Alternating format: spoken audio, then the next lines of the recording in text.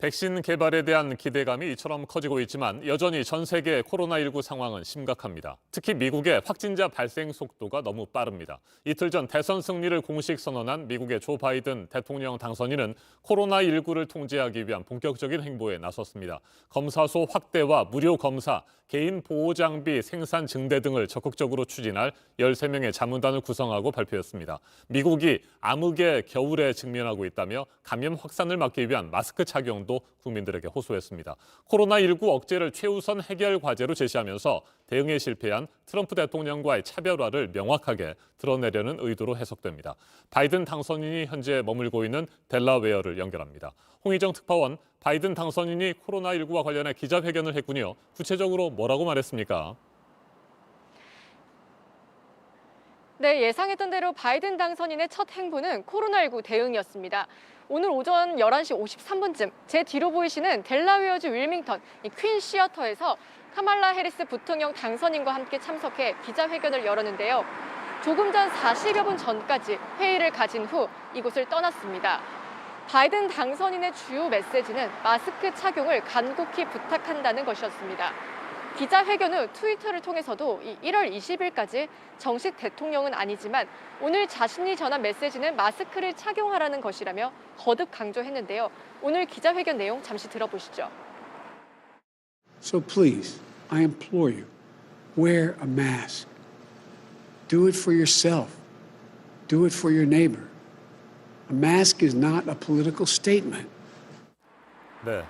코로나19에 대응하기 위한 자문단도 구성해서 발표했죠. 앞으로 어떤 일들을 하게 됩니까?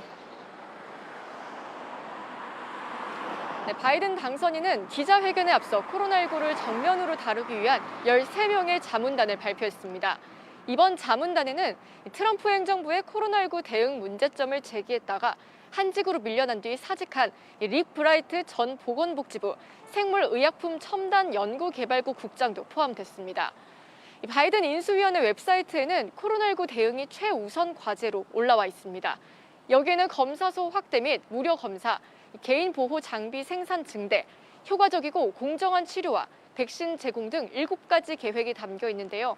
이들 계획을 자문단이 구체적으로 추진할 것으로 예상됩니다. 코로나19 대응에 실패한 트럼프 대통령과 확실하게 차별화하는 방안들을 추가로 내놓을 가능성이 높습니다. 이 같은 바이든 당선인의 코로나19 대응 행보에 세계보건기구 WHO 사무총장도 바이든 행정부와 긴밀한 협력을 바란다고 밝혔습니다.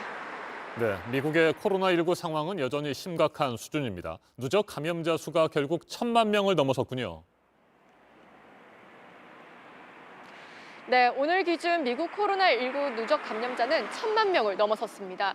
특히 900만 명을 돌파한 지 불과 열흘 만에 또다시 100만 명의 신규 환자가 발생하면서 최단기간에 100만 명의 감염자가 늘어나게 된 것입니다.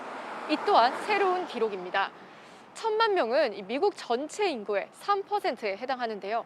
즉 미국인 100명 중에 3명이 코로나19에 걸린 적이 있다는 것으로 보시면 됩니다. 코로나19에 대한 적극적인 대응과 함께 바이든 당선인이 역점적으로 추진할 정책들, 현재 거론되고 있는 것들이 뭐가 있습니까? 네, 바이든 당선인은 코로나19 외에도 외교, 경제, 환경, 이민 분야 주요 정책들을 그 이전으로 되돌려놓는 데 주력할 전망입니다. 워싱턴 포스트에 따르면 가장 먼저 트럼프가 탈퇴한 파리 기후 협약과 세계보건기구 재가입 절차가 시작될 것으로 보입니다. 오바마 정부 때는 돋보였지만 트럼프 정부가 파기한 이란 핵 합의도 되살릴 가능성이 큽니다. 이 밖에도 부자 증세, 대기업 규제, 노조 권한을 강화하고 국경 장벽 등 반이민 정책을 철회할 것으로 전망됩니다. 지금까지 델라웨어 윌밍턴에서 JTBC 홍희정입니다.